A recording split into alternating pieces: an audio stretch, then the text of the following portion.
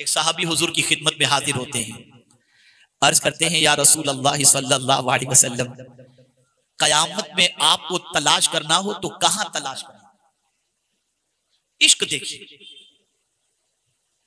कयामत में आपको तलाश करना हो तो कहां तलाश करें? तो मेरे आका सल्लल्लाहु अलैहि वसल्लम फरमाते हैं, मैं 3 मकामात में से किसी एक मकाम पर मिल जाऊंगा। 3 मकामात में से किसी एक मकाम पर मिलूंगा, या पुल सिरात पर मिलूंगा, या हौज़े कौसर पर मिलूंगा, या मीज़ान पर मिलूंगा। अल्लाह अकबर।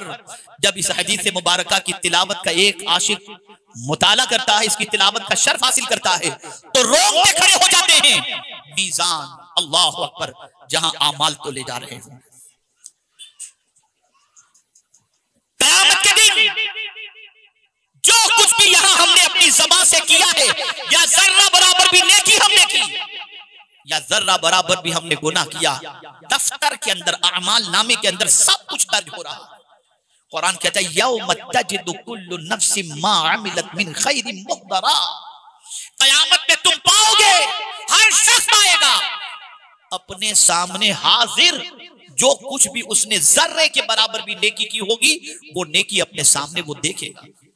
फमन यअमल मिस्काल ज़र्रतिन खैरन यरा, जो जर्रे के बराबर नेकी करेगा वो नेकी दिखाई जाएगी, और जो जर्रे के बराबर बुराई करेगा वो बुराई उसे दिखाई जाएगी।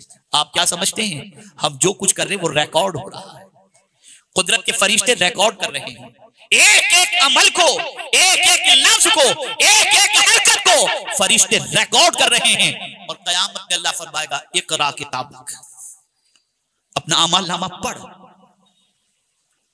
एक सवाल मैं आपसे पूछना चाहता हूं, आज ही के एक दिन का आमाल नामा पढ़ने के लिए अगर हमसे अल्लाह अज़्ज़ा व जल्ल फरमा दे कि बंदे आज का आमाल नामा पढ़कर सुना, तो जरा ठंडे कलेजे से सोच लीजिएगा कि क्या उस आमाल नामे को पढ़कर अल्लाह को सुनाने की ताकत हम रखते हैं? दिन भर के सारे गुनाह, सारी बुराइयां, सारी आवारगियां हमारे उस दफ्तर में दर्ज, हम उसे अल्लाह की बारगाह में पढ़कर सुनाने की सलाहियत नहीं रखते, तो पूरी जिंदगी का आमाल नामा जब पढ़ने का अल्लाह फरमाएगा तो क्या आलम होगा। अब मीज़ान पर जब आमाल तोले जा रहे होंगे, आमाल नामे को रखकर आमाल नामा रखा जाएगा, तो आप जानते हैं उस वक्त बंदे की पोजीशन न पूछो। सरकार फरमाते हैं, मैं मीज़ान पर तुम्हें मिलूंगा, यानी जब आमाल नामे तोले जा रहे होंगे तो हुजूर वहां पर खड़े होंगे, हुजूर वहां पर खड़े होंगे। अल्लाह अकबर।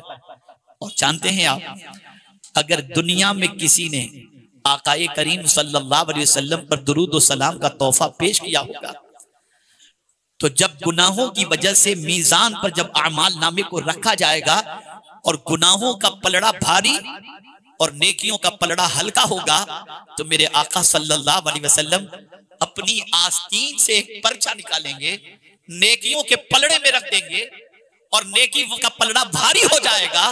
वो बंदा अर्ज करेगा कि आप नूरानी चेहरे वाले हैं कौन?